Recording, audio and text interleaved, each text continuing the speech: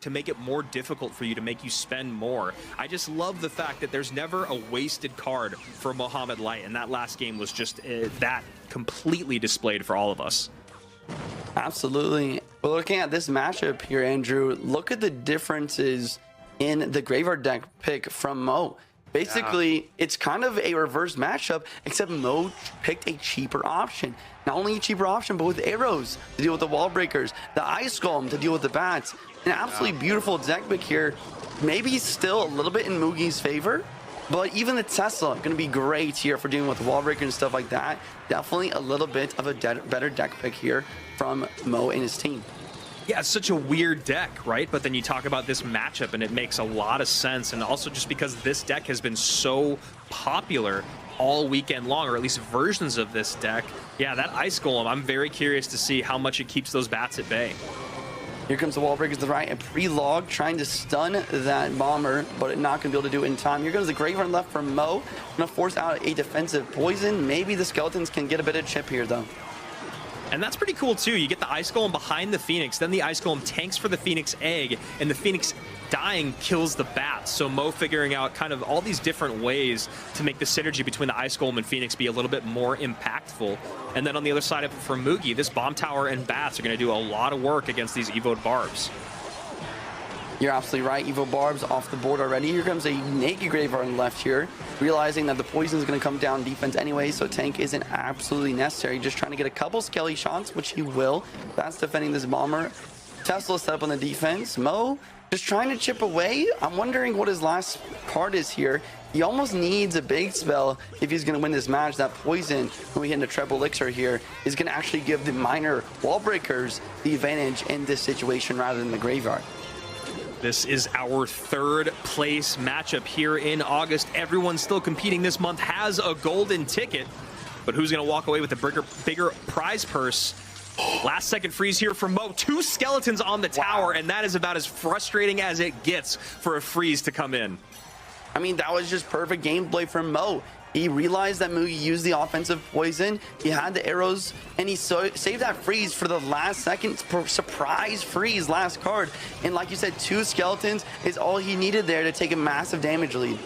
Mugi's, though, Knight gets on that left-hand tower, 1553, 1358 to a low tower of 832 plus 1 little Larry Lick there, 751. Wall breakers along the opposite lane, arrows coming down just to be sure.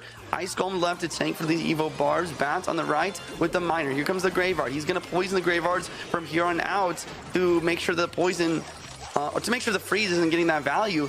But that's not how you need to win this game. Mugi is needing a poison on offense to get the damage lead back. There it is. But the bars pick up. I don't know if it's going to be enough here. There's only 30 seconds left. It doesn't feel like it is. Arrows come down. Mo just trying to make a mad dash on that left-hand side.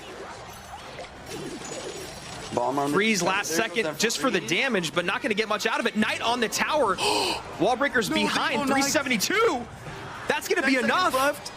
Here comes the Graveyard. Will he freeze? I mean, poison early on. Arrows come down. Can't get a Larry on tower. Miner going to go to the back. Miner gets caught. The bomber catches the Miner. Mohammad Light taking it just barely. Are you kidding me? That one Larry getting the final shot in the miner pickup with a bomber. Are you kidding me? Have you ever seen someone catch a miner with a bomber to win the game? Bomber to the front of the tower to catch the miner. Miner would have gotten I think Miner would have gotten the 2 shots. What a beautiful last second catch by Mo Light, who ends up taking that set 2-0. My goodness, I mean, whew, hey, this comes back to so many things we've talked about this weekend. We talked about Mugi's deck pull. He goes for something that's unpredictable juice. You said it, when you play something that you're not as good with, maybe you just don't play as good with it, and you're going against the best in the world in Mohammad Light. He picks you apart. Then you get into game number 2. Those freezes were absolutely perfect. 1 skeleton, 2 skeletons, that is all you need, and the best in the world stays alive. Looking at the replay here, we saw this game 1 with the dual lane pressure on both sides. He played perfect, almost took 0 damage.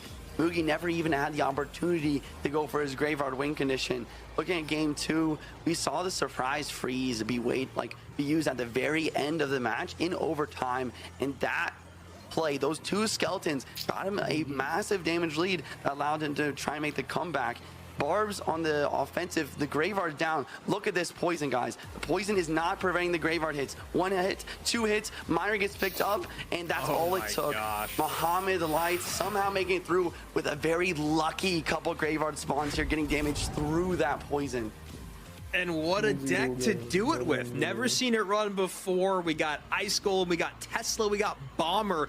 Bomber, the MVP of the day for Mo Light, catches that Miner at the end. He gives us the traditional, the signature look into the camera as he knows he just blew our minds. Game number 1. It's all Mo all day. Well, he can run Magic Archer-nado and he can destroy you with that, but when you run Graveyard, you bet your bottom dollar he's going to come out with Spear Goblins, Bats, and Poison. Then we get to game number 2, and I mean, we just saw it, the photo finish. Juicy, this deck on the left-hand side of your screen, I mean, does it... talk to me about it. Honestly, you talk a lot about how using a deck that's not in your comfort could lead to not optimal gameplay, but that's the opposite with Mohammad Light. I bet he's never even used this deck before. I mean, maybe he has in very secretive practice, but either way, no matter what deck he's using, he's playing it at the top level. He has the Ice Golem for a cheap offensive tank with the Graveyard. He saved that freeze at the very end for 2 skeletons, 2 little Larrys, grabbing and smacking that tower, getting some massive damage. The Phoenix, the Bomber, and the Tesla, just solid defense overall.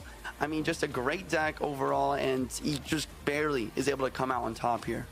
I mean, Mo's only run Graveyard 5 times in the CRL qualifiers and in the monthly finals. He's had a 33% win rate with one of those decks. He changes it up. He's never run Ice Golem. He's never run Tesla. Rich, Ice Golem, MVP. How you feeling about what we just saw?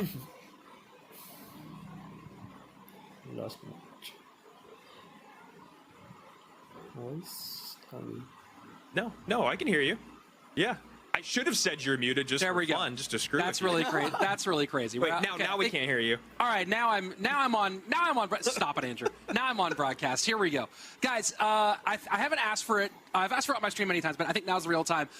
This game desperately needs an Ice Golem plushie with crunchy feet. After that win that Mohammad just put out, Ice Golem with little crunches in his feet. Come on, we had the Baby Dragon plushie. It's time for a new one. The Ice Golem plushie with crunchy feet would be the absolute dub. A dub like that, in which I got some inside information, that was meant to be an RG snipe. And you give a deck, it was meant to be an RG snipe. Instead, it ended up being an absolute banger for Mohammad Light anyway, as he sends himself up to those grand finals. Well, it's funny, in the chat, I was looking, everyone was saying how Mo's going to lose that final game because Mugi counters him hard. And I mean, we never said that on broadcast. I don't know if it ever felt like he was countered hard. It definitely didn't feel like Mo drew that deck up to counter what Mugi came out with, but definitely did not end up being a situation where Mo did not know what he was doing. As you guys can see right there, Mo was sent down yesterday at the end of the day, 2-0 by Basoto, but since then has been a perfect 6-0. Faust 2-0, Wallace 2-0, Mugi 2-0. Samuel Basoto has gone on a long run this weekend. As you guys can see, he's only dropped 2 games along the way, 1 to Adriel, 1 to Mugi, and as he finds himself in the grand finals, he did not drop a game to Mohammad Light. Going to be very interesting to see if he can keep that going as we get to our grand finals and maybe our super grand finals. Both these boys going to be at world finals. This is going to be a